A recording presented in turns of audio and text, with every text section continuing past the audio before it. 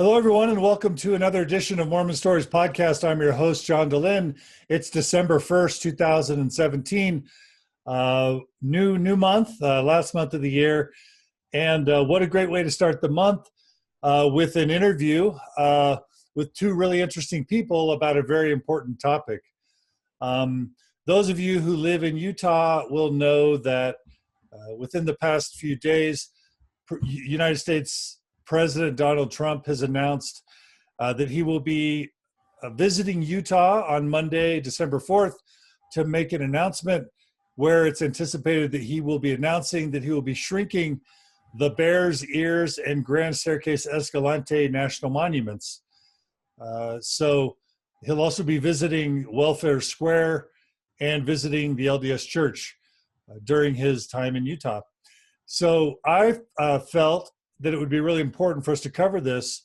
And a good friend of mine, someone who those of you follow Mormon Stories will know, Dr. Thomas Murphy, he reached out to me and said, John, we really need to cover this topic.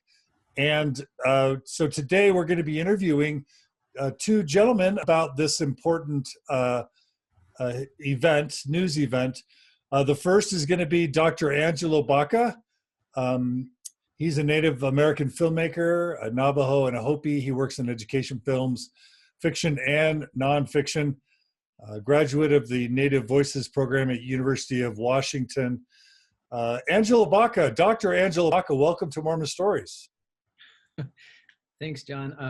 Just one note of correction. I'm still halfway through my PhD program, so I'm not totally a doctor yet. I couldn't really diagnose you. I could probably just talk you into something. So, well, thanks for that clarification. But we're excited for we're excited to see your graduate work and what you do with your research. Tell us a bit more about yourself, just so we know a little bit about you. Yeah, so I am actually from the San Juan County area. I am a member of the Nth chapter. That's the one chapter that it's a holdout of the Utah Navajo chapters that hasn't supported the resolution on the Bears Ears National Monument. I, however, disagree with the majority of my chapter, and I'm in full support of that monument. So I'm Navajo and I'm Hopi, and in the traditional way, we introduce ourselves with our clans. So I say, Yate, Angelo Baca Yenishe, Plus Chitnishle, Kis Ani Bashichin, Tora Chitni Dashiche, Nakai Dene Dashanala. So those are my clans.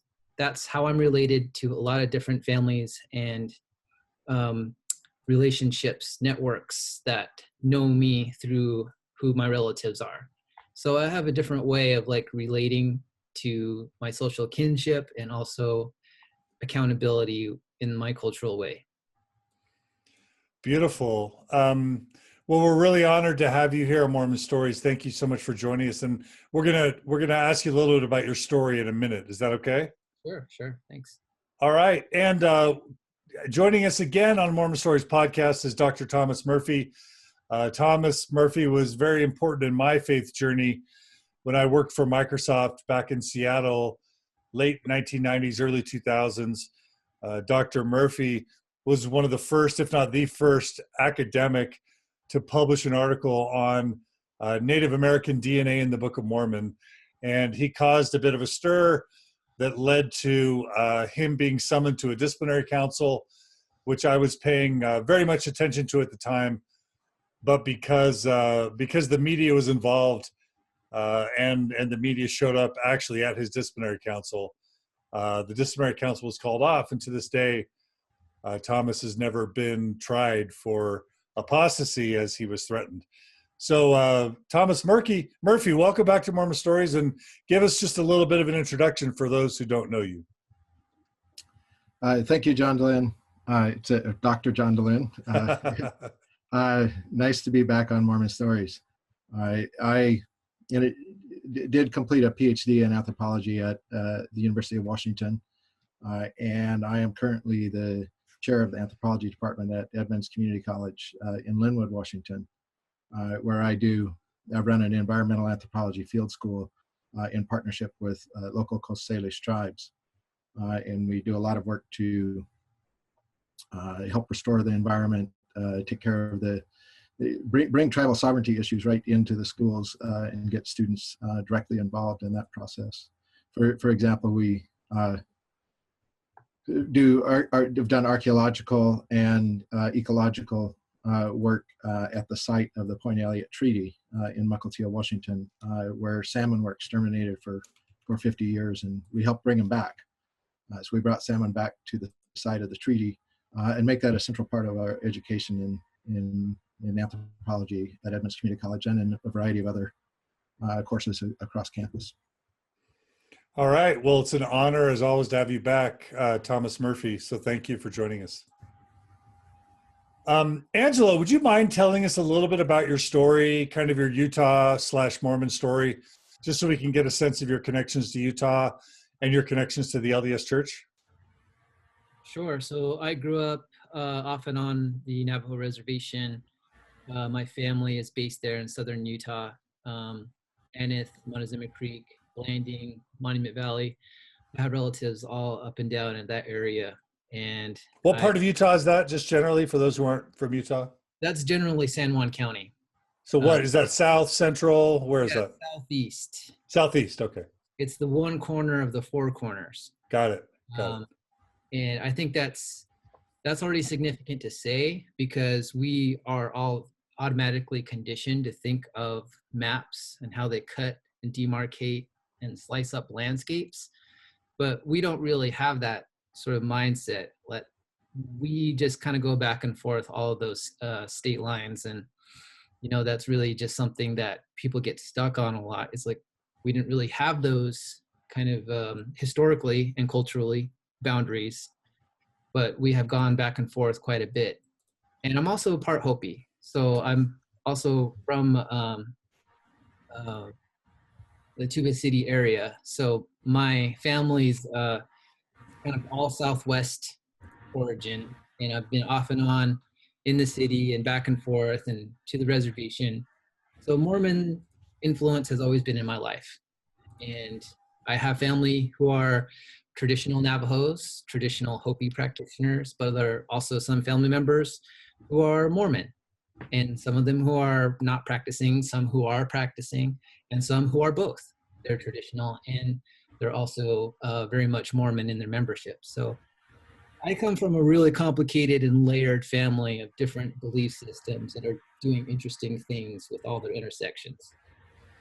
What was your relationship to the church growing up, Angelo? Well, for me, I think that I was really interested in learning about what the church is and what they're about. And I would always ask the questions that were very critical, although at the time I didn't see that they were very pointed. I think it only drove me further to understand what the underlying bedrock is of the foundation of this religion and how it's being utilized in our communities. And in particular, my experience in San Juan County, as we are aware right now, with much of the lawsuits going on down there, there is discrimination. There is a sense of latent racism. Just underneath the surface, there's institutional violence. There's a lot of overarching dominance in all these systems: economic, political, educational, legal. And they're not run by us. They're run by white settler Mormon families. And there's a huge disconnect between that culture and that belief system with ours. So we're expected to be conditioned and to learn on that side, but they're not expected to do the same thing for us. So there's always been this really deep tension down in that area, which is really coming to light now, as you can see with the case of the Bears Ears National Monument. It's been a flashpoint. It's not exactly something that's made the division. It's only helped to reveal what division was there previous to this. What can you tell us about the history of Bears Ears in Utah, just so that we can kind of understand the historical significance of this piece of land? And Thomas, you can jump in after Angelo provides us with some history as well. Well, the Bears Ears area is considered to be a sacred landscape for dozens of tribes. It just happens that there's a 5-tribe coalition consisting of the Diné, the Hopi, the Zuni, and the Ute Mountain Ute tribes and the Northern Ute tribes. So there's a real significant cultural connection, a heritage that goes back generations, ancestry that's shared in that landscape.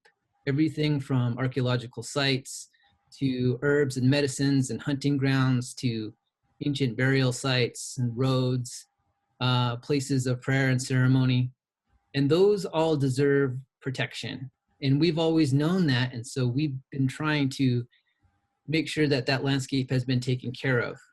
And so people just don't really have a concept of how big the place is, the scope and the magnitude, and how much is there that still needs to be studied and understood.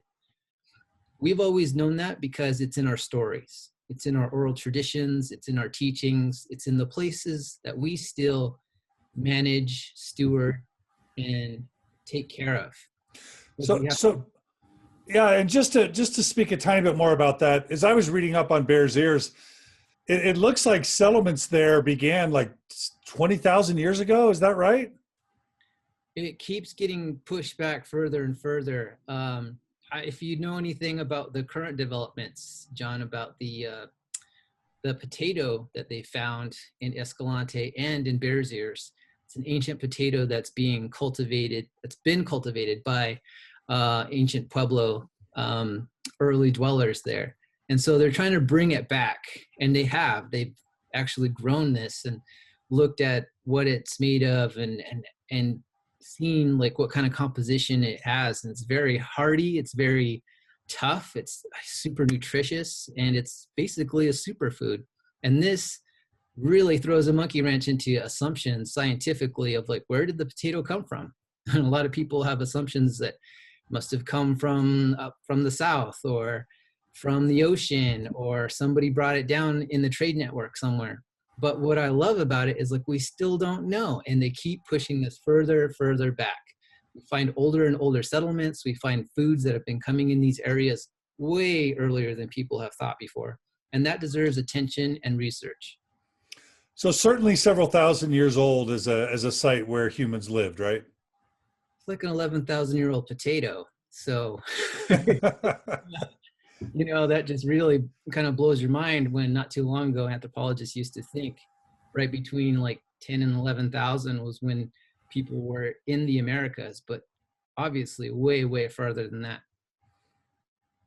Okay, so various Native American tribes lived there for millennia. And then, of course, I guess Spain, at some point Spain, conquers this territory and declares it theirs.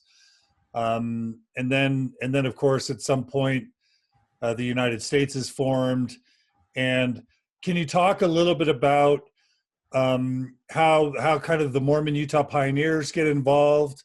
And do you know anything about the history of sort of the colonization of this area, kind of when that happened, how it happened?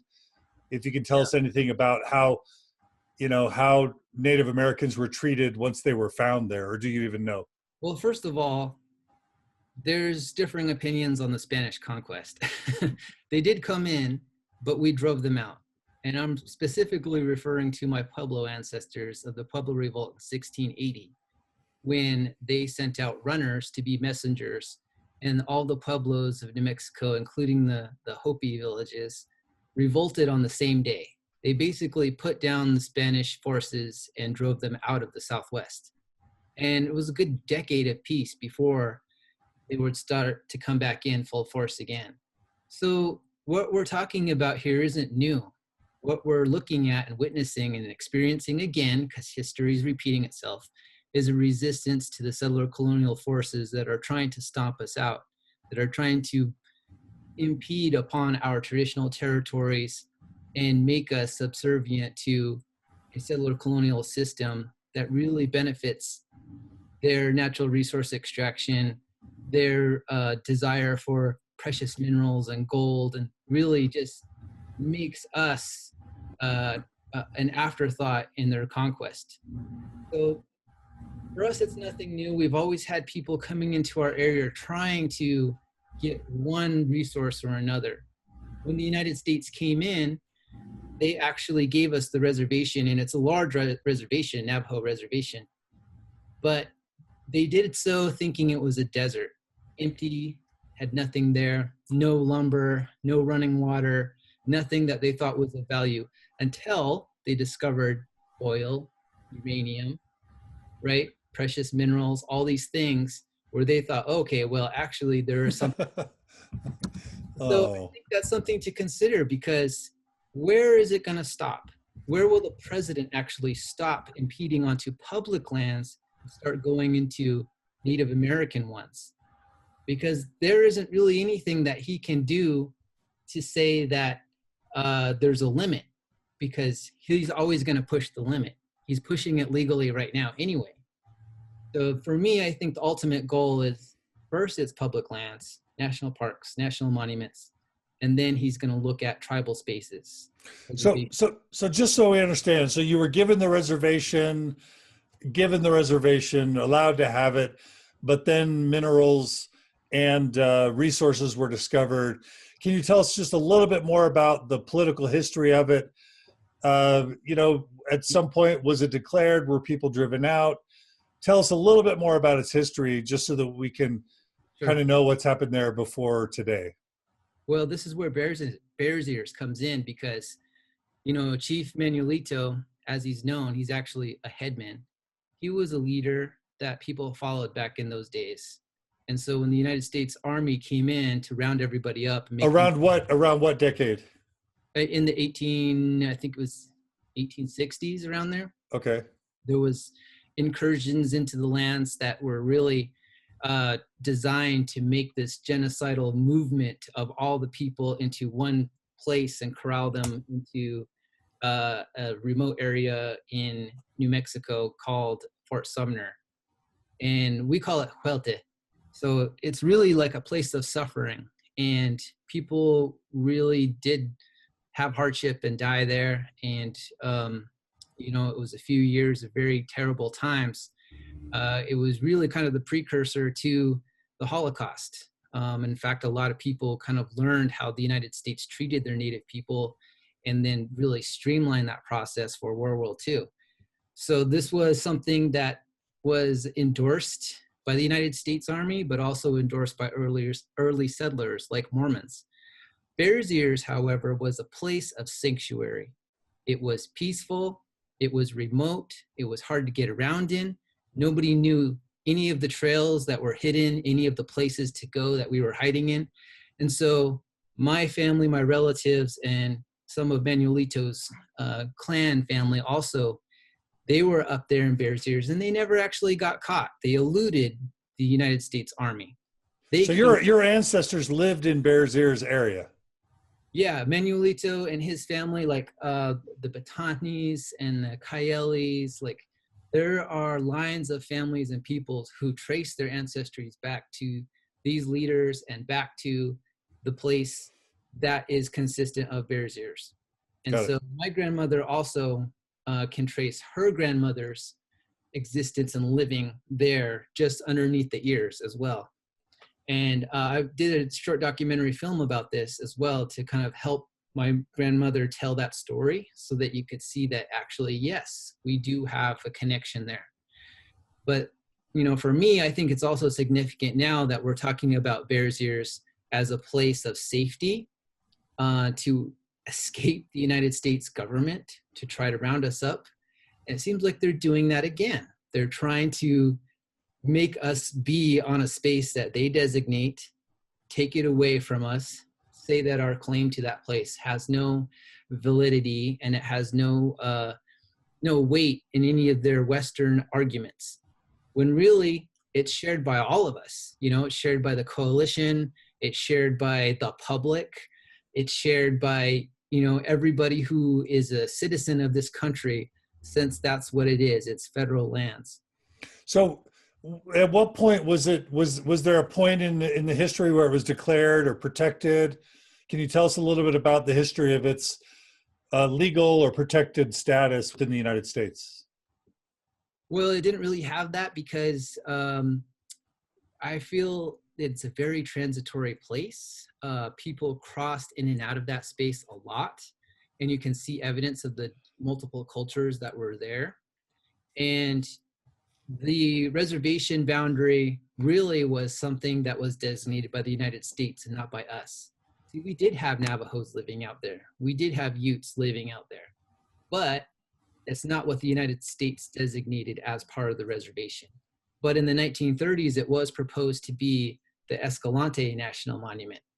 So there's a whole thing presented by Secretary then, Harold Ickes, and he had a map that was almost, I think it was in excess of 2 million acres. And that included Bears Ears, Lake Powell, all the way up to Indian Creek. And this is like an old map, you know, this is like 1930s. Like the government and the secretary already thought of having this place designated as a national monument way back in the 30s. So this is not new. Whenever anybody talks about it being a midnight monument, it certainly is not. And having said that, I just, one of the first comments that I received, and I want to hear maybe both of you guys comment on this. Dave Dix wrote, "Will be great to see that rolled back. Obama did so much horrible, destructive, dictatorial stuff in his last 60 days. So I am assuming that that's going to sound a little bit offensive to you guys. Tell us what Dave Dix is talking about there. I have no idea. Tom, you want to take a stab at that? Oh, wow. So the Bears Ears Coalition has been, it's a group of 5 nations, Dene, Ute, Hopi, who else am I leaving out? Zuni.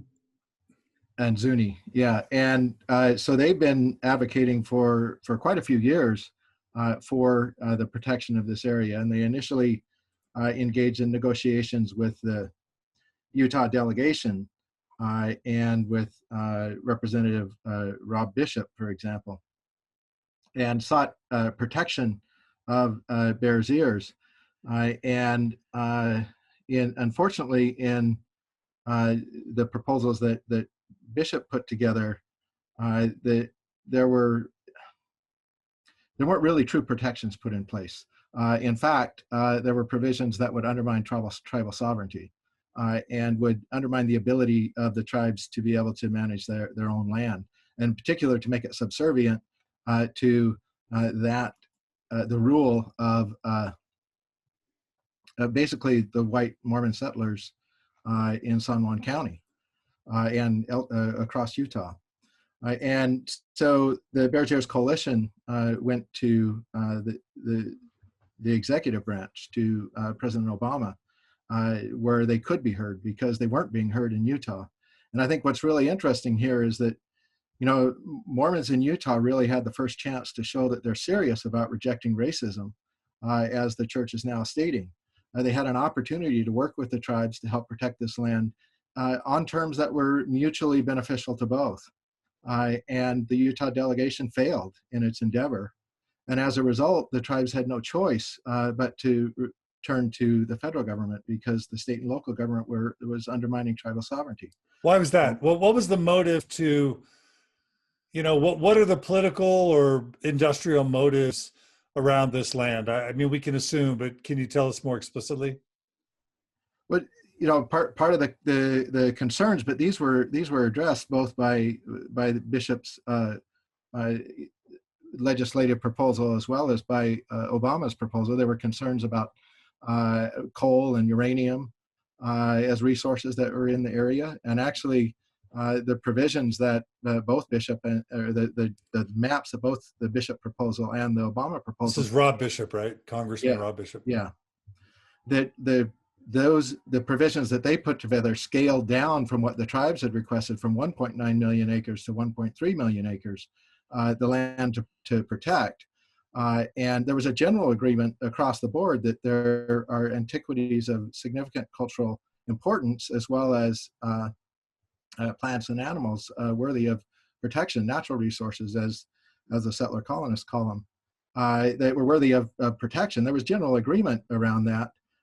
But what happened in both Obama and Bishop's proposal was to scale it down from 1.9 to 1.3 million acres to protect some of those potential economic areas where mining might take place.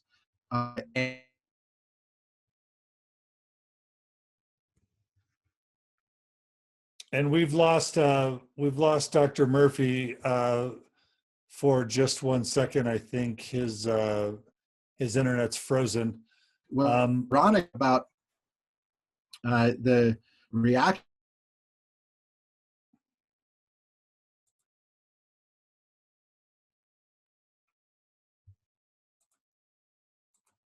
The big difference was a question of tribal sovereigns in managing Bears Ears, where the Bishop proposal had made the tribal voice subservient to that of white Mormon settler colonists.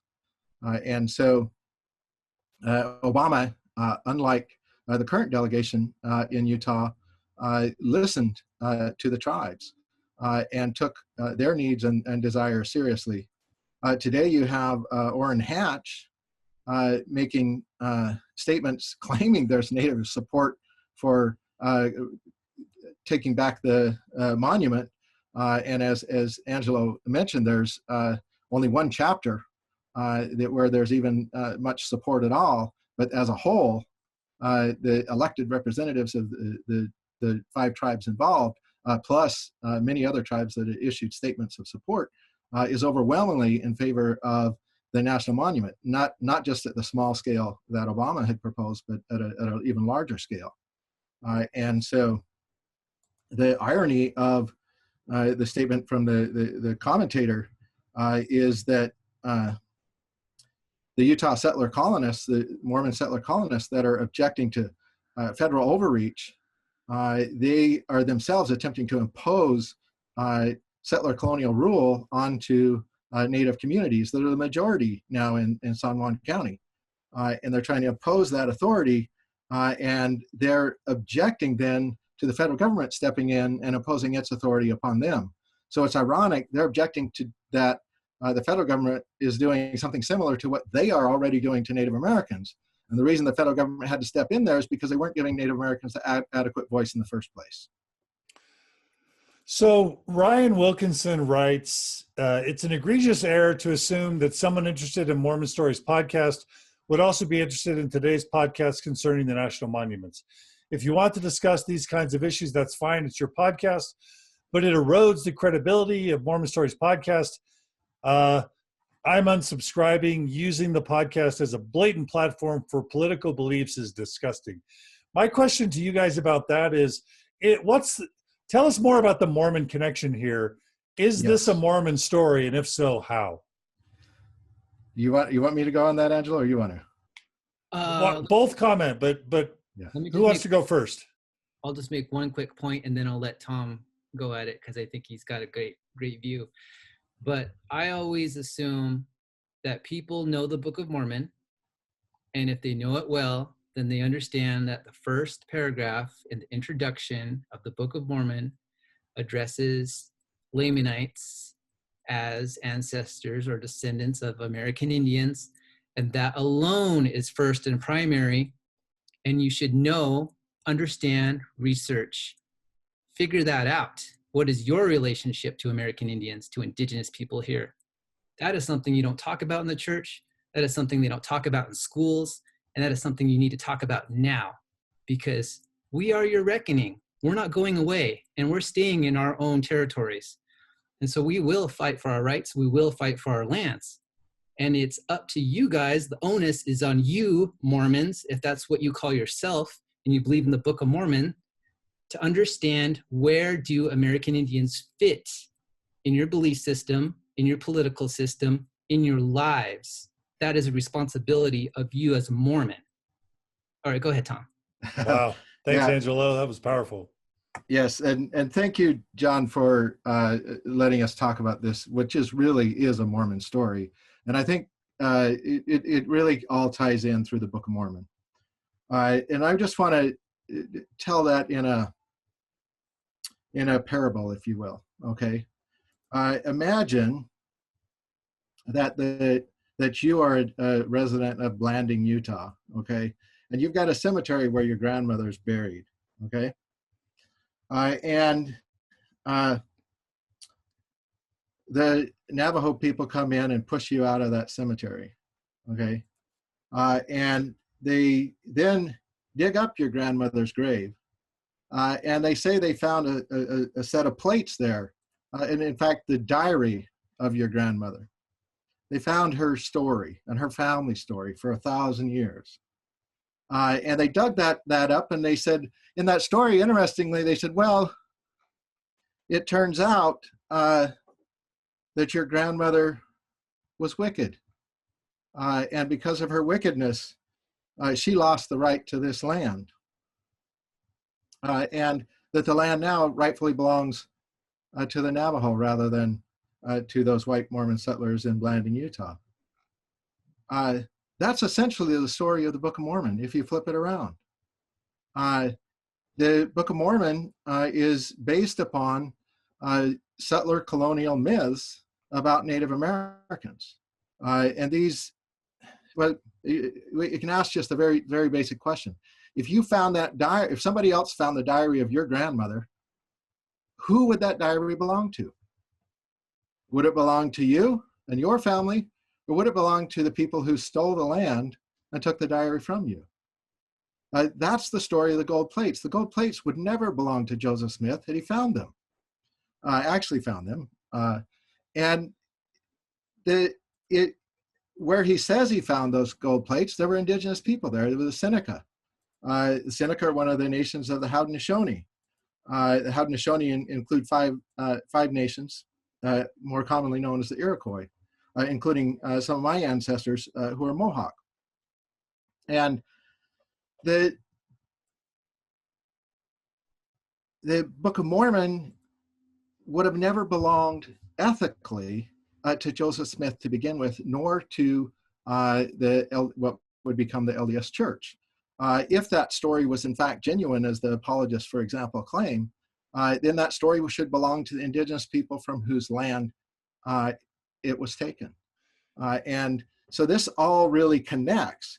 What we've got in the origin story of Mormonism, in the Joseph Smith story, is a sacred looting, the looting of indigenous artifacts. Now, the gold plates themselves, again, may never have really existed, but Joseph Smith did use genuine native artifacts we call seer stones. And many of them have been connected directly to the indigenous peoples of New York and all the way to Illinois. Things such as they were what archaeologists call gorgets. Joseph Smith called it breastplate, and those were the Woodruff stones, for example, seer stones. There's a seer stone that Joseph Smith found in Nauvoo that Angelo and I, in an article we recently published called "Rejecting Racism in Any Form: Religion, Rhetoric, and Repatriation," or Latter-day Saint Religion, Rhetoric, and Repatriation. In that article, we identified that seer stone as probably a spindle whorl from an old weaving, spindle whorl, basically. So Joseph Smith was working with actual artifacts. He also dug up at least many of his, or at least one of his treasure hunting activities occurred in known Haudenosaunee ruins, probably more. Certainly other treasure seekers that he associated with dug up a number of ruins, including graves of the Haudenosaunee people. Joseph Smith himself, traveling across during Zion's camp, dug up in Illinois the grave of a person he called Zelf, and this skeleton he claimed was a Lamanite from whom the curse of a dark skin had been partially removed. And then they dig this skeleton up, and Wilford Woodruff even takes one of the thigh or the femur and of this person, takes it to Missouri with him, and actually feels guilty after the fact and buries it. And Joseph Smith also purchased stolen artifacts. We know them as the papyri from the Book of Abraham.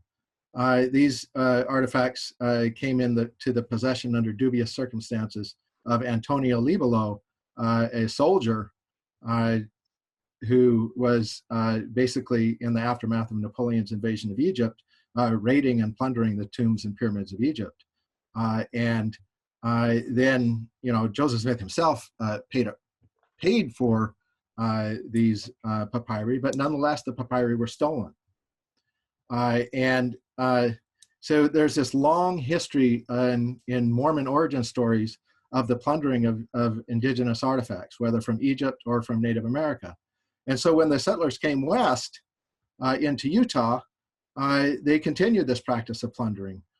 In the conquest of Utah Valley, the Timpanogos people, they after Mormons slaughtered over 50 of the men of the Timpanogos Utes, they worked with the army to give those skeletons to the army to take back west to do tests. A lot of these tests that were done on native skulls were to try to justify what was a form of racism disguised as science, and measuring different sizes of skulls to try to claim that some people were more intelligent than others or more entitled to civilization or to the fruits of civilization. And Mormons were directly implicated in that. Mormons also engaged in warfare with some of the tribes of Utah, including the Black Hawk War. And in the Black Hawk War, Black Hawk himself was actually a baptized Mormon, and he led other baptized Mormons back against the settler colonist Mormons over their depredations of the land and their inability to follow through on the promises that they'd had to protect the land and resources upon which the tribes of Utah depended. And when Black Hawk eventually died, the LDS or Latter-day Saints dug up his grave and took the skeleton to Salt Lake City, and they put it on display in the LDS Church Museum.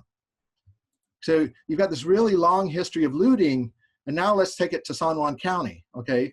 Because wait. So can I pause you for a second, Thomas? Oh, absolutely. So Angelo, growing up as a privileged white, middle-class Mormon from Texas, when I heard stories about, Joseph Smith and Zelf and, the plates and Native American lore, what I'm about to say is probably going to be insensitive or offensive, but it's like, oh, cool, Native American artifacts, and he found the bones and he found ancient artifacts and cool. But the truth is, my guess is this is very sensitive stuff when we're talking about, in sense, a colonizing people discovering, bones, burial sites, and or artifacts of, a native people. Can you tell us, as a native person, what these sorts of stories and experiences and encounters feel like from your perspective, and how it's not just sort of like, cool, we found an arrowhead, how this is deeply culturally sensitive for you? Right. I mean, I think that's right on point, because, what Tom is talking about is a form of repatriation, a form of return. And that return is about healing. And that's basically our relative, that people are digging up. That's basically beloved materials, culturally significant items, medicine, like embodiments of different spirits and entities and deities that were revered and loved and cared for. And there's a balance that has to be restored. It's been disrupted, it's been interrupted, it's been desecrated. And it's hard for me to try to express that to people who, like yourself, may not know growing up as a white Mormon what that means from my perspective, because I've always grown up that way. I've been taught that way as a traditional and Hopi person, Navajo and Hopi person, knowing my language, knowing our ceremonies and songs and the things that my grandmother taught me, who was very traditional, didn't know anything about English, just spoke Navajo. And they were the ones who actually like helped me to understand that actually we are the ones who still carry on our traditions intact. And if you look at what Joseph Smith's story was, he was lost. You know, he was wandering around from church to church in his little town trying to figure out what he was doing until, like, basically, if you believe the stories, indigenous angels came and showed him what to do. So there is lots of Native influence in the story of the Book of Mormon and also in the development of the culture. And people don't understand that. They haven't thought or researched or looked at it hard enough to know what is the offense that has been caused by him culturally appropriating some of our thoughts, our beliefs, and our ways, robbing graves, and then making that a standard practice for people who are still doing that in places like Utah. You know, this is something that I think you'll have to reconcile with and acknowledge that, you know, it's still going on. The historical injury, the trauma, the injustice is alive and well today. What about, and this is going to be obvious to some, and some would say not worth repeating, but just the basic narrative of the Book of Mormon that Native Americans were cursed with dark skin because of their wickedness from God way back when. Does that have significant modern implications in your mind? I think so. I think a lot of modern day LDS members like to dance around it. They tiptoe around it because it sounds racist, because it is. But they don't want to engage it because it's uncomfortable for them to think that's what they meant. But historically, in all those old documents, that is exactly what they meant. Even the United States Constitution isn't for all, it's for privileged white rich men. You know, it's not talking about the black slaves, it's not talking about women, it's not talking about American Indians. It's a specific demographic that it's privileging. And people need to understand that and acknowledge it, because they keep evoking these ancient documents, the Constitution, the Book of Mormon, the Pearl of Great Price, whatever, right? But there's holes in it, and they need to like look at that very critically and understand that it is actually lacking and it needs to be engaged more. I wish every single church, every ward, every seminary session had a mandatory curriculum about American Indians and the church's relationship to them. It should be standard operating procedure, especially if we're in the Book of Mormon over and over and over again in the introduction, and we're supposed to be the ones to return the gospel to its truest form in the last days. Well, where are you, Mormons? We're waiting to have this conversation. Yeah, the purpose of the Book of Mormon is to bring the gospel back to the blood of Israel, which was the Native American people. So, I mean, that's why the book was written according to its introduction. Is that right, Dr. Murphy? What they say. Yes. Well, in fact, you know, what's really interesting is you have people like Tara Givens, who some years ago wrote an entire book about the Book of Mormon and the various theories of the Book of Mormon over the years, and neglected entirely Native American voices. This book is supposed to be about the so-called Lamanites, yet he ignores the viewpoints of even indigenous Mormons, let alone the people from whose land the book supposedly came. And you know, that's pervasive in this, what you're calling that neo-apologetic community. Is it's pervaded by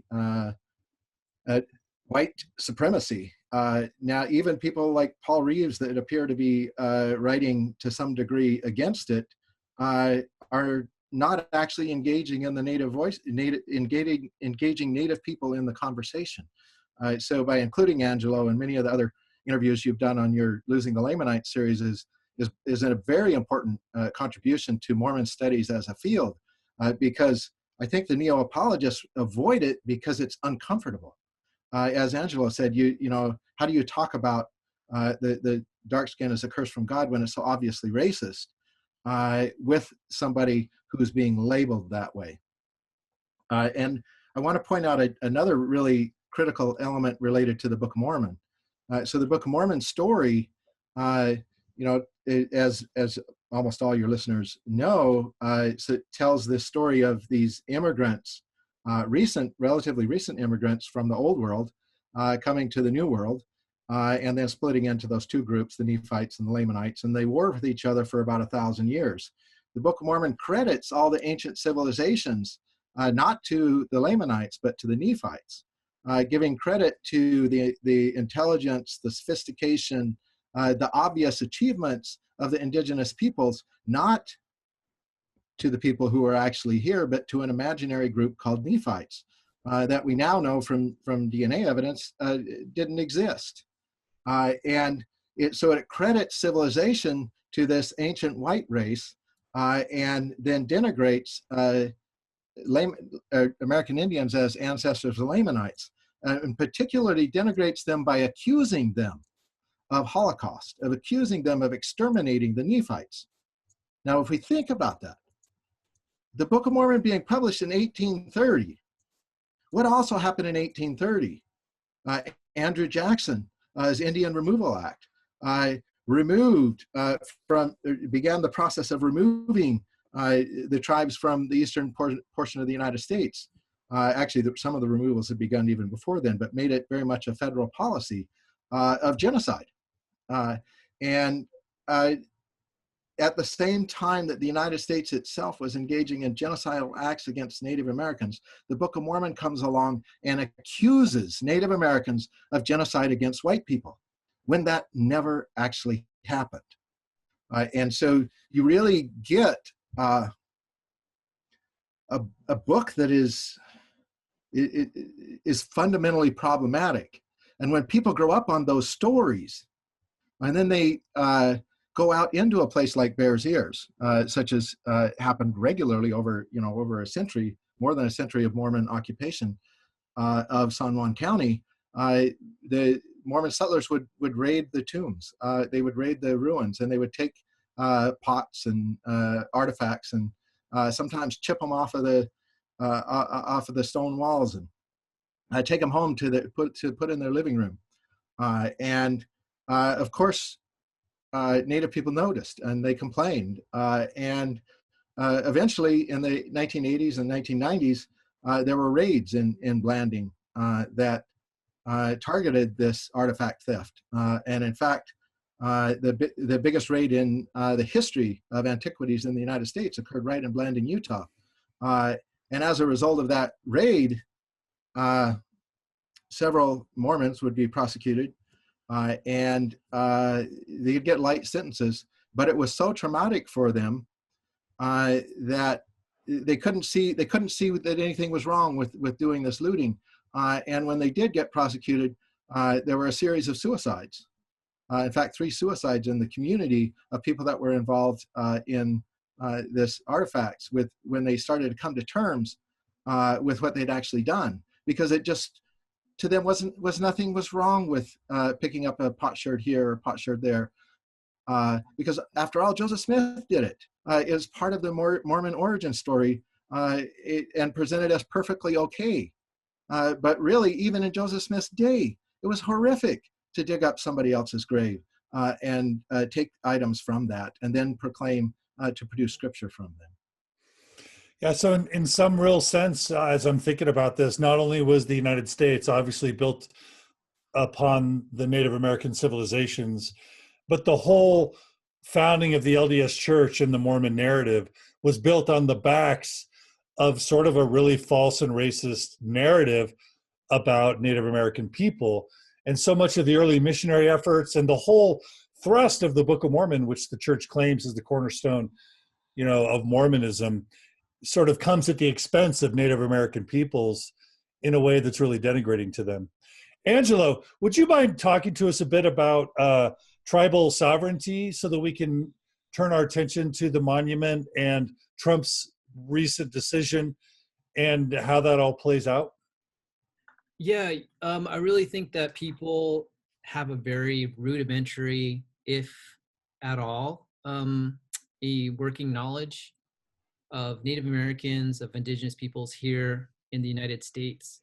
And they don't understand there's a lot of common misperceptions, a lot of myths flying around, misinformation or lack of information that they have about indigenous people here. And, one of those is that they think, that we're all gone, we don't exist, that we were killed off or we died out, but we're not. And, some of us actually have recognition from the federal government through treaty relationships, which are a form of the highest law of the land. It's right up there with the United States Constitution. Those are not just, little laws that people put into place. Like, these were solid agreements made with one nation to another nation. And that is sovereignty. That is being an autonomous, independent, wholly functioning nation with its own culture, language, history, its own ways and language. And so there are all of these different elements that actually distinguish it as its own indigenous community, its own nation. And the United States, in its infancy, went around and made these agreements with a lot of these nations to get recognition from its other older brothers and sisters out there in Europe, out there in the Mediterranean, out there anywhere that they could, to be recognized as a fledgling country, that it would be, eventually the United States of America. And so they still have those binding agreements and they still need to honor them. So many of those treaties were broken and not honored. And it's just as you say, it is a basis of this country functioning on the backs and the exploitation of indigenous peoples and their lands. And settler folks like Mormons, like people who went out west in quest of a manifest destiny, like those people benefited from that. And they don't understand that they got so much by taking a lot from other people. The ones who are trying to, find another place and make a living for themselves and try to, have their own homesteads or ranches, like that just didn't come from anywhere. That was stolen and taken from somebody else. We were here. And I think that plays right into the national park system, the national monument system. Like a lot of these places like Yosemite and Yellowstone, Native people were already there. We were taking care of those places. We were managing them. We were stewarding them. And they were sacred places to us. That's why they were so beautiful and well intact when you got here, because we took care of them. We didn't exploit them. We didn't decimate them. We didn't make sure that, every living thing was totally, taken out and used. It's like, no, they were managed. It was curated. It was, made over generations to supplement the following generation. And so when the United States comes in and designates these places in those frameworks of parks and monuments, they always say that, this is a pristine environment, that it was ecologically undisturbed, when that's completely not true. It was always visited by us, by indigenous peoples. We regularly maintained a good relationship with all of our relatives, plants, animals, the elements, the waters, the trees, all the other living things that are out there. And so people forget that. They forget that we were the original conservationists and we were here for a long time, and we know how to do it still, and we know how to do it well. I love it. Okay, talk to us about what Obama did. We talked about it briefly before. What did Obama do and why did he do it? Angelo, do you want to talk about that? And then Thomas, do you want to add anything? Go ahead, Angelo. You're talking about in terms of designating the Bears Ears National Monument? Yeah. So what was it before, and then what did Obama do? Well, I think that Obama was very careful and calculated about wanting to make a decision about whether or not to make that space into a national monument. What was it before? It was public land, a lot of it, right? Yeah, it's all federal land. There's this Which means what? What does it mean if something's federal land? It just means the U.S. government owns it?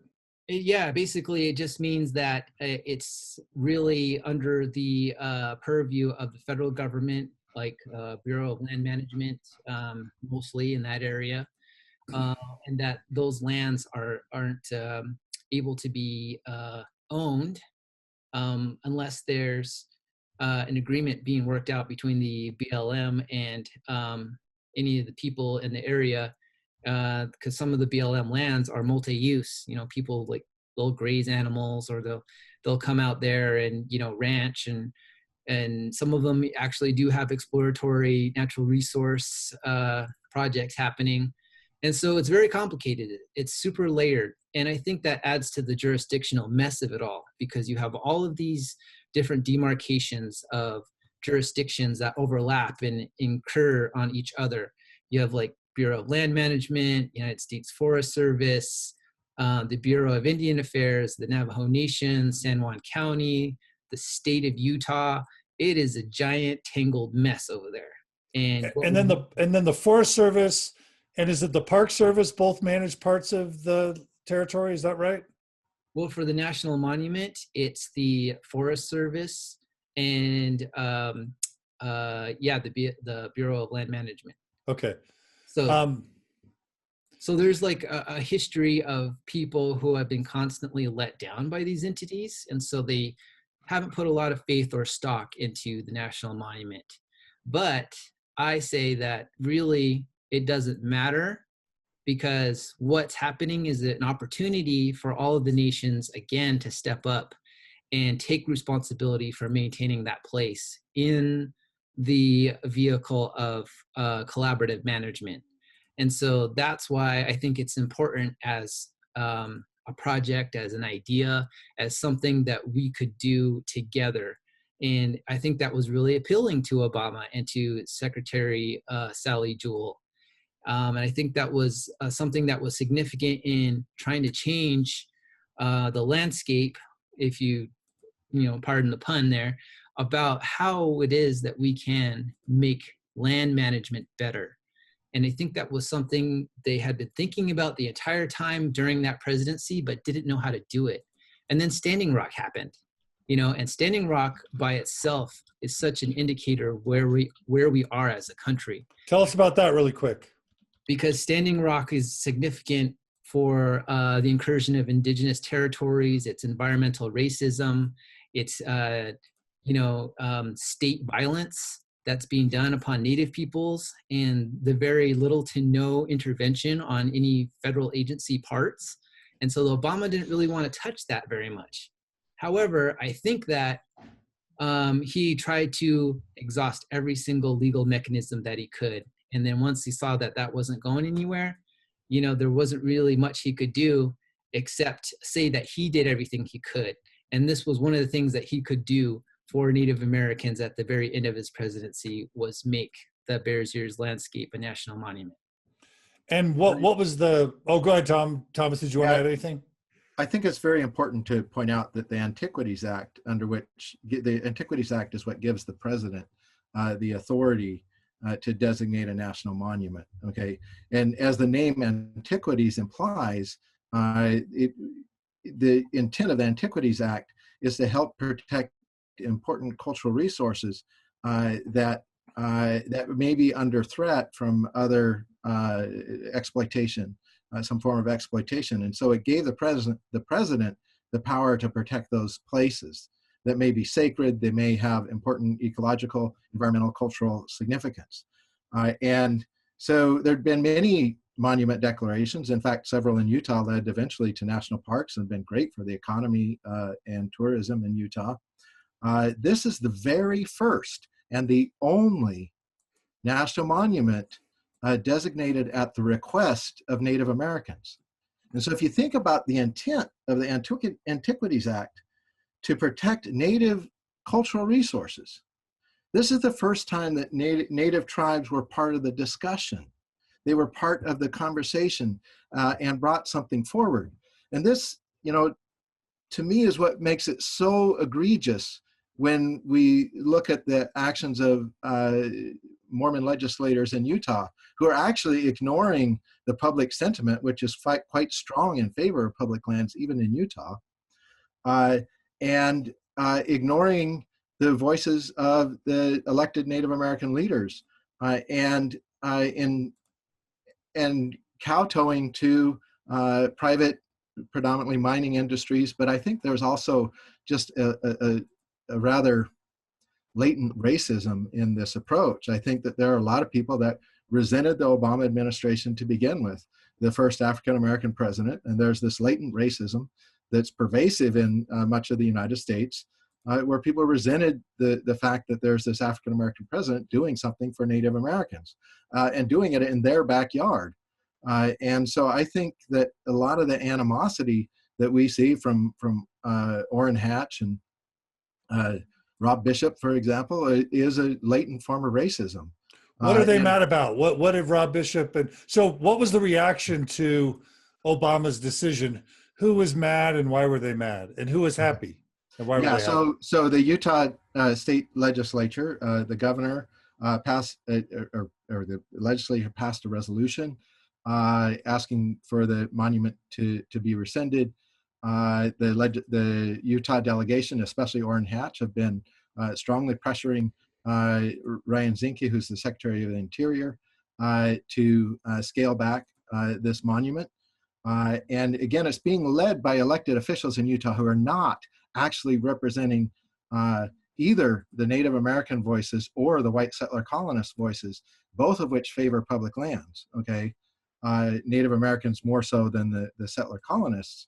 But they're rejecting the voices of their own people in order to either get back at the Obama administration or to benefit the oil and the coal and uranium mining industry, which I'm not even sure that's the real reason, because the ability to access the coal and the uranium has been around for decades, and those areas where they were active and where there was an expected return on the investment are already being mined. Okay, so I think there's really, really something very deeper about this. And this is where I think if we really come down to the question of who controls that local community, again, San Juan County is a majority Native American, about 53%, okay? The Mormons make up a minority, yet they control 2 out of 3 county commission seats, okay? Phil Lyman, one of the county commissioners, in a recent newspaper article, used the analogy that the federal government coming and getting involved is like intervening between a parent and his child, and that the government has no right to get into these family squabbles. And I read that and I thought, I wonder who he thinks the children are, right? There's a paternalistic racism here that Phil Lyman seems to think, or appears to think from this quote, that Native Americans are his children. Why does he think that? Well, that's the way the Book of Mormon treats them. That's the way the stories of U.S. conquest of the West treats Native Americans as children, as wards of the government that need to be managed. And instead of as sovereign nations, as Angelo has explained, capable of governing themselves, and in fact quite a bit better at it when it comes to managing resources than the United States has been. We have a question from Gabriel Misla, who was one of our participants in the Losing the Lamanites series. He's a listener from Puerto Rico. Great story. Gabriel writes, I could be wrong, but I think I read that not all tribes agreed with Obama's designations. Is this accurate? Why are there some tribes that oppose it? My understanding is that they are a minority of the tribes that agree with what Obama did, but I don't understand why they would think that way. So Angelo, does Gabriel have it right or not? No, I think in the media, they are vastly underreporting the whole story. And what they are showing is their own kind of discrimination bent on Native Americans as well. See, goes back to the lack of information or the dearth of education about Native Americans. They have their own assumptions, and it comes through in the press, in the journalistic reports. They don't actually get a lot of it right. And I would say about 75% of any of the things that are written about this have almost little to no Native American voices. They'll reference them, they might even cite it, but they hardly ever talk to any of the elders, any of the actual elected officials, the leaders who represent us, the people who are involved with the actual on the ground proposals and planning with the monument. And, it's all this really kind of peripheral information that they're reporting on. So, I tried to curb that myself by doing my own documentary on it, and it's called Shashjat Bears Ears, and it follows the Intertribal Coalition from the Native perspective, with those elders telling the story themselves, us following them through their journey on trying to persuade the Obama administration to make it into a national monument, all the way from Utah to Washington, D.C., until it actually happens. How do people find that? Is there a link to that documentary? There's a link to the website that my film is in tandem with, and I haven't released it widely because it's still in the film festival circuit, but there are clips of various parts of the film that are on the website. I've tried to make it a repository of information so that people can come and access it and learn more, because it isn't really reported that well. So I'm trying to get another perspective on it out there. So what's the website? It's I think it's Shashjat Bears Ears WordPress.com or something like that. Yeah. I think I'll need you to send me the link for that. Yeah, I'll have to send it to you. We'll be adding a lot more content to it really soon. Why did Donald Trump do this? Anyone like what's the motivation? Is this big business? Is this just distraction from the political heat he's receiving? What is this about, and why now? Anyone know? Do you want to go? Go ahead, Tom. Okay. So Donald Trump is responding to the requests of the Utah delegation. Okay, the elected representatives. So Bishop wants this, and and Orrin Hatch probably. Orrin Hatch wants this. Most influential in this regard. Okay. From what I've been on quite a few conversations with reporters about this subject today, and that seems to be the general consensus. But I want to make a comment about that previous question. Yes, the tribes do support the designation of the monument. They're the ones who requested it in the first place, particularly through the Bears Ears Coalition, as Angelo explained. And what Trump has done is responded to the elected representatives in Utah who've advocated for scaling back or overturning or eliminating the monument designation that Obama had made. And so what Donald Trump did is he assigned... Real quick, when something's declared a monument, what does that mean? Okay, so when it's declared a monument, it enters a protected status, and then in this case, there was a governing entity created that included tribal representation as well as the representation of the different federal agencies in managing and coming up with a management plan, and then enacting what that national monument preservations are going to look like in detail. Okay, got it. And so that process, it barely got started, obviously, because this was at the end of the Obama administration. So Trump then ordered Ryan Zinke, who is the Secretary of Interior, to do a review of not just Bears Ears, but the Escalante monument as well.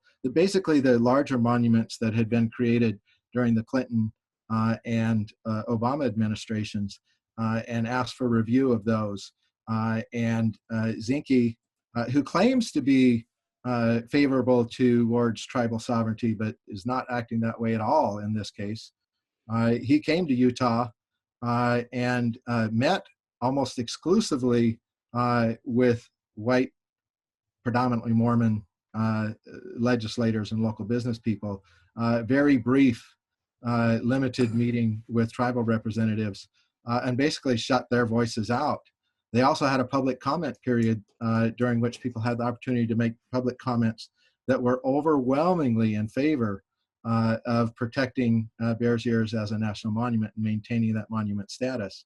And Ryan Zinke has ignored those requests and made a recommendation for scaling back significantly Bears Ears Monument.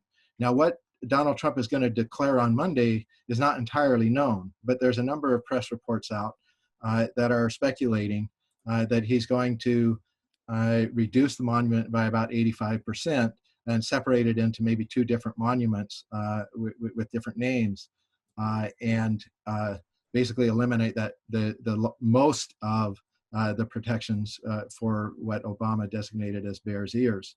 Now, his actions are probably illegal, and so they're undoubtedly going to be fought in the courts. And in fact, the Bears Ears Coalition, the tribal coalition, is ready to fight in the courts, and that's where the battle's going to go next.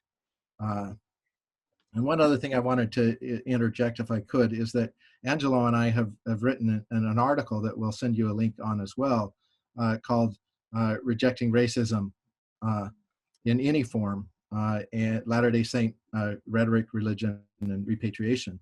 And in that, we look at that history behind the looting in the creation of Latter-day Saint scripture and its implications for what's happening in San Juan and Bears Ears. And also what with the Bundy family and the occupation of Malheur Wildlife Refuge. We kind of look at that in the context of this abuse of native sacred artifacts and sacred bodies by Mormons.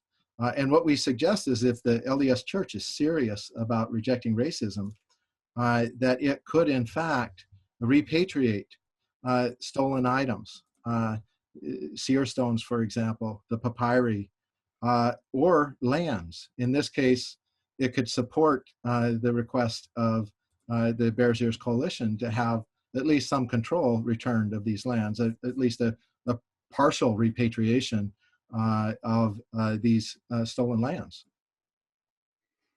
Got it. Okay. So Hatch and Bishop and others asked Trump to do this probably for mining companies and other businesses interested in extracting natural resources. Is that right? That's what they're saying. But I really, it's hard to believe that because those companies have had access to exploiting these resources for a long time.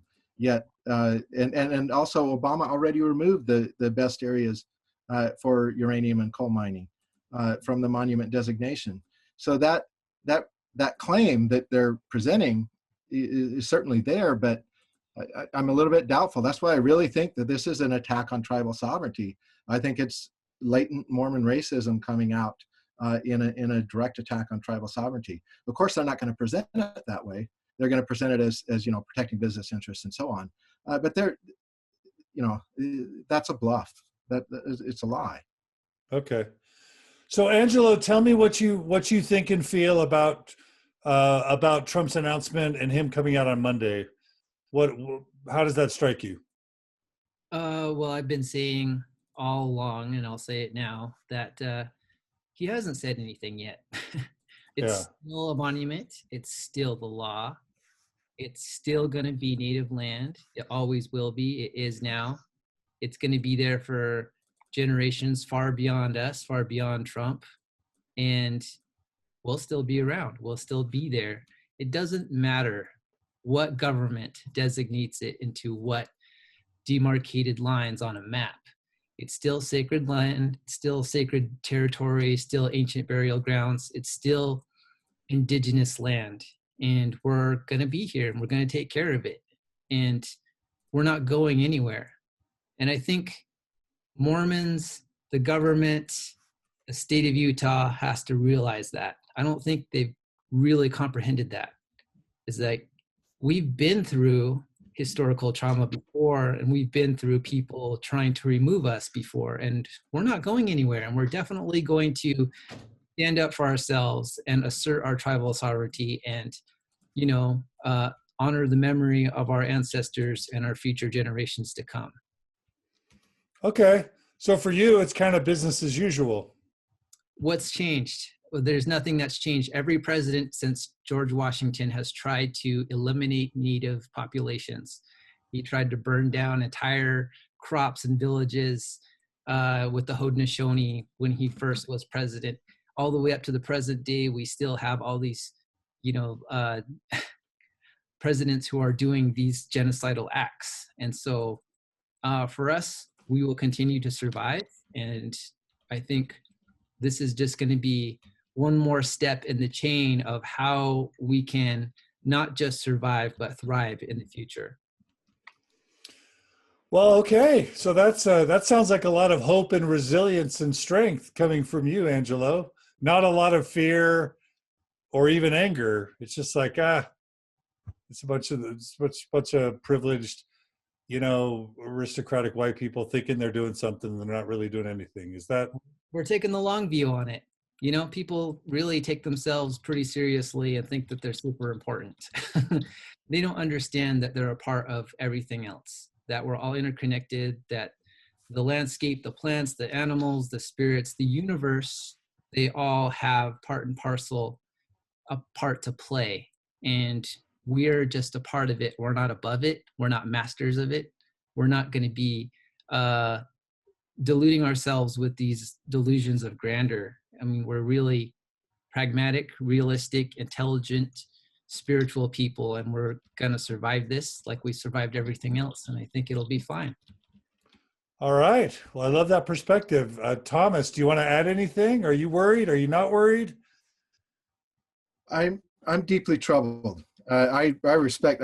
That was very eloquent, Angelo, the way that you stated it, and I deeply respect that long view. But at the same time, on the short scale, I'm deeply disturbed. That Donald Trump has in his office hanging in there a portrait of Andrew Jackson, and Andrew Jackson is the most genocidal of the American presidents. And not only that, when he started removing tribes from the East, the Supreme Court declared his actions illegal. And he said, well, basically let the Supreme Court justice enforce his own policies or his own rulings, and ignored the law of the land and proceeded with the genocide anyway.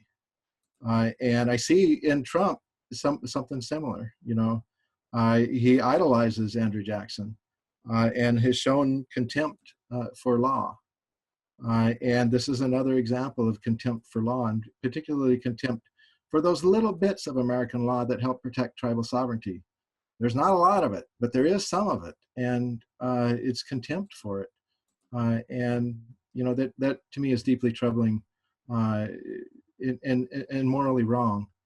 And the other thing that's deeply troubling for me is this: I see this moment as an incredible opportunity for Mormons.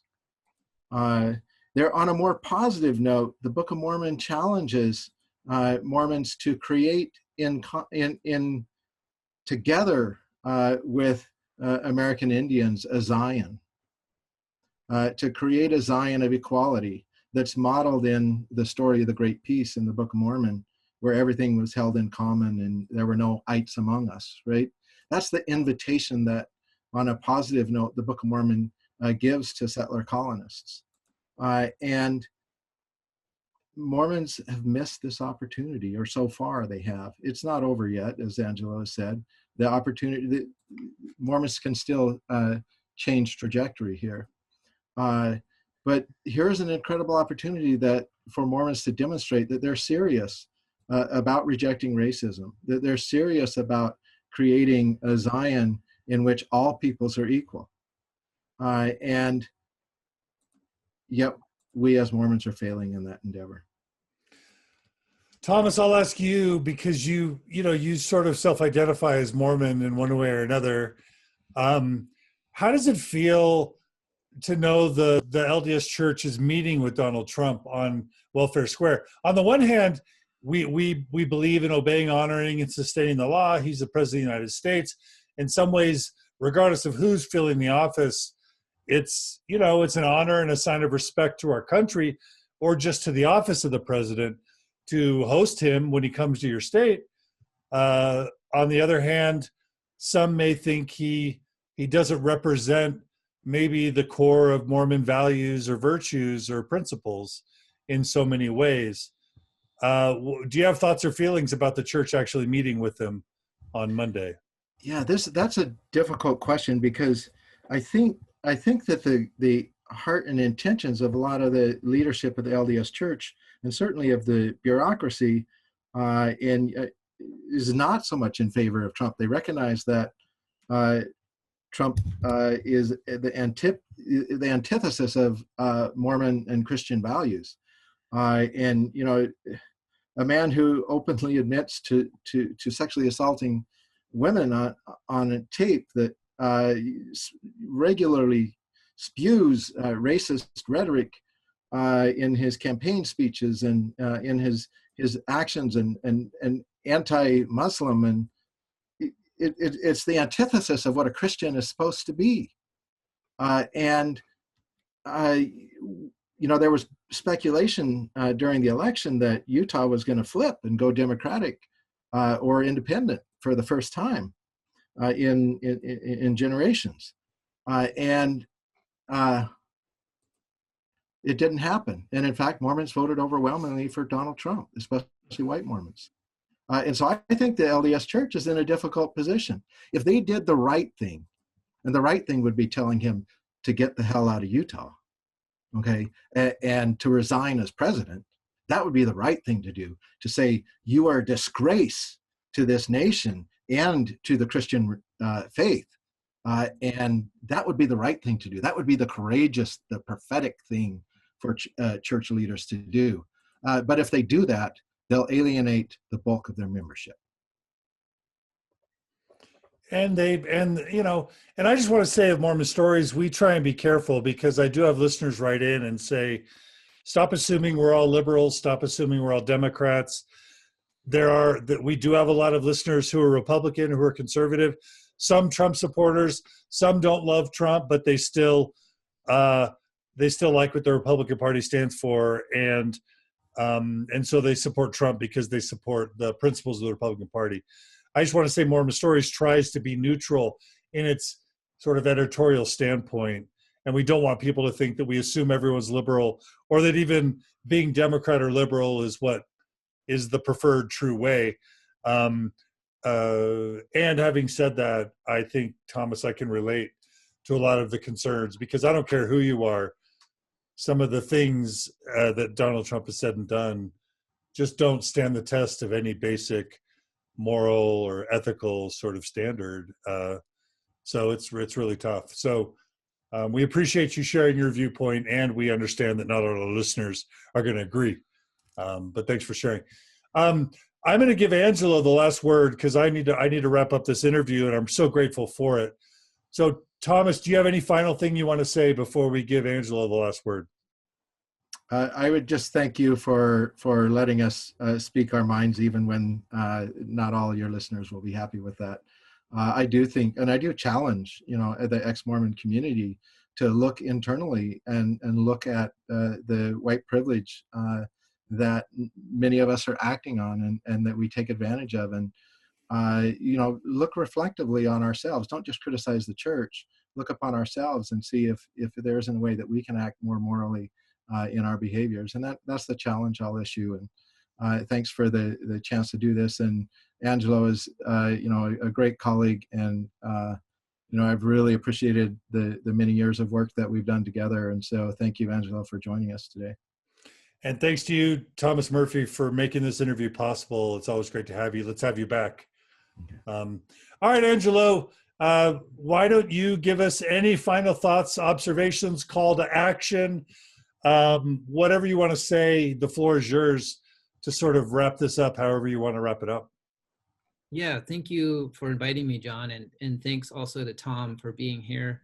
I think Tom is one of those very early courageous voices that was saying what I was thinking, and I didn't know how to say it yet.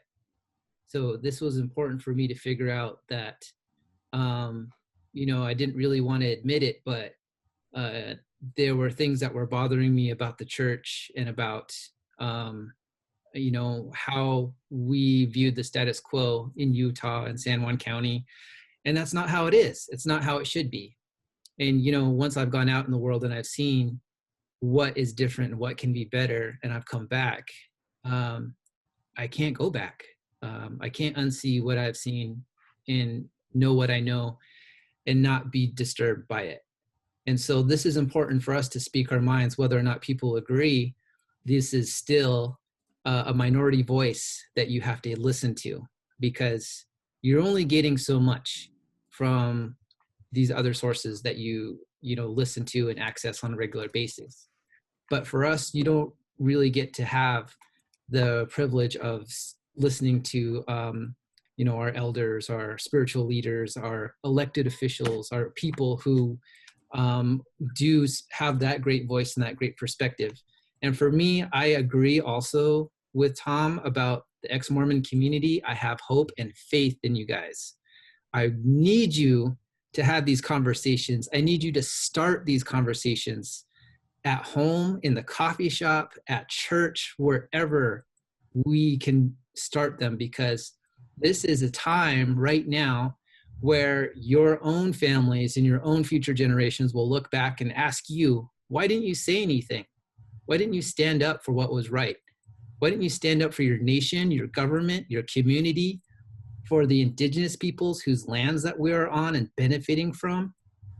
Because that is the key moment that we're in right now. We're trying to tell people that everybody has a voice, they all have a responsibility, and now is the time to use it, especially those folks who have really great ties to the church. There's a lot of access, resources, networks. There's so much that you can do, even though you might not think that it's the truth. And so that's what we need from you guys, is to start talking about the truth. We need to talk about the historical trauma, the injustices, the histories that exist, and acknowledge what the truth is and what the facts are. And that's when we can start healing. And that's what all this is about. Bears Ears is a place of healing. That's why it's a sacred landscape. It's not just for us, it's for everybody. That is the intent of why we wanted to come together, to make that place, that special place, available for everyone. And so this is why we need everyone to help us. Beautiful. Powerful. Thank you, Angelo. I want to have you back on Mormon Stories to tell your story, but also to talk about your film in layman's terms. Can you talk about that really quick? Sure. It's a very basic premise. The question is, what is a Lamanite? And I'm basically sort of your host. I take you through a whole hour documentary of exploring that question, from Palmyra to Hawaii to Salt Lake. I interview a lot of people who are willing to speak on the subject, and some of them are actually, very well-known public figures who have something to say about it. And so for me, it was an exploratory documentary that helped to kind of flesh out what that means and what the critiques are, the strengths and the weaknesses of having this Lamanite identity, and looking at it from a historical and cultural perspective. All right. Well, let's do a viewing of that in Salt Lake City and then have you out to tell your story. How does that sound? That'd be great. All right. Let's make that happen. All right. Angelo Baca and Dr. Thomas Murphy, you guys are awesome. Thanks for joining us. Thanks to all our listeners who joined us today and make this possible. Thanks to everyone who donates to and supports the Open Stories Foundation. Your donations and support are tax deductible, and they go towards keeping the podcasts alive, supporting our staff, and making it so that we can continue to help people tell their stories. So thanks so much. You guys take care. What an honor to have you on today. Take care, Angelo and Thomas. Thank you very much, John. All right, everybody. Show out in support Saturday and Monday at the various events and protests that are going on. Speak up your voice. Vote accordingly. Are there any actions or protests that people can attend? Yes, tomorrow is the monumental rally in Salt Lake City, and there'll be lots of different people there. Thousands of people will be there, and there will also be another gathering when Trump supposedly comes on Monday. So I encourage people to come out, show up, stand in support, and stand with us. Stand for Bears Ears. All right. All right. Take care, everybody. Thanks so much. We'll see you guys soon.